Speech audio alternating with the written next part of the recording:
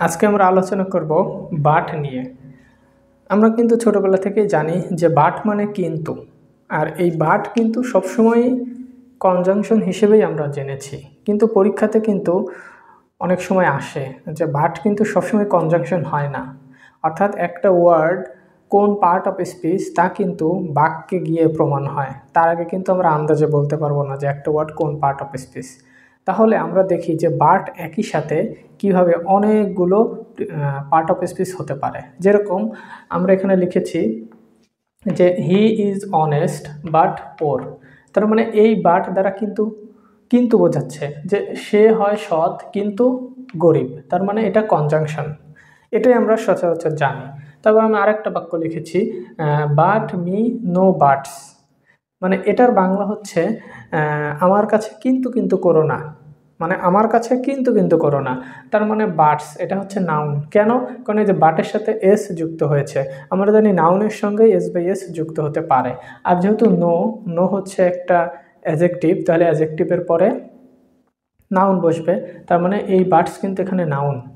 আচ্ছা, আবার there is no one but likes him, মানে এমন কেউ নেই যে তাকে পছন্দ করে না। তার মানে এই বাট দ্বারা কিন্তু অর্থ আসছে যে, এই বাট দ্বারা অর্থ হচ্ছে যে। আচ্ছা, তাহলে যে মানে এখানে হওয়ার কথা ছিল হু, এখানে হওয়ার কথা ছিল হু, যে দেয়ার ইজ নো ওয়ান এমন কেউ নেই হু যে লাইকস হিম তাকে পছন্দ করে না, কিন্তু এই হু এর মতো অর্থ দিচ্ছে হচ্ছে বাট, এই জন্য এটাকে বলা হয় রিলেটিভ প্রোনাউন।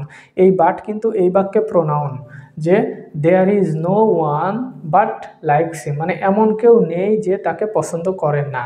তাহলে এই বাট এখানে কি? প্রোনাউন।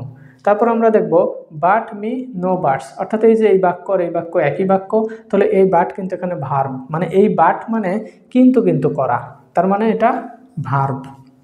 আচ্ছা, তারপরে নান বাট হি গোজ দেয়ার, মানে এই বাট এখানে প্রিপোজিশন, অর্থাৎ নান বাট হি সে ছাড়া কেউই গো দেয়ার সেখানে যায় না, তার মানে এই বাটের অর্থ আসতেছে ছাড়ার মতো, ছাড়া। তো ছাড়া মানে কি? উইদাউট, উইদাউট মানে ছাড়া। যেরকম আমরা বলতে পারি I can not live without you, আমি তোমাকে ছাড়া বাঁচবো না। তাহলে এই যে উইদাউট মানে ছাড়া, এই বাট মানেও ছাড়া, যে নান বাট হি সে ছাড়া কেউই গো দেয়ার সেখানে যায় নাই, তার মানে এই বাট কিন্তু এখানে প্রিপোজিশন। তাহলে আমরা একটা মজার বিষয় শিখলাম, সেটা হচ্ছে এই বাট আমরা সারা জীবন জেনে আসছি যে বাট হচ্ছে কনজাংশন, কিন্তু আমরা দেখলাম যে এই বাট কখনো কনজাংশন হচ্ছে, কখনো নাউন হচ্ছে, কখনো প্রোনাউন, কখনো ভার্ব, আবার কখনো প্রিপোজিশন হচ্ছে। তো এটা কিন্তু পরীক্ষাতে প্রচুর আসে, বিশেষ করে ঢাকা বিশ্ববিদ্যালয় ভর্তি পরীক্ষায় আসছে, বিসিএসে আসছে।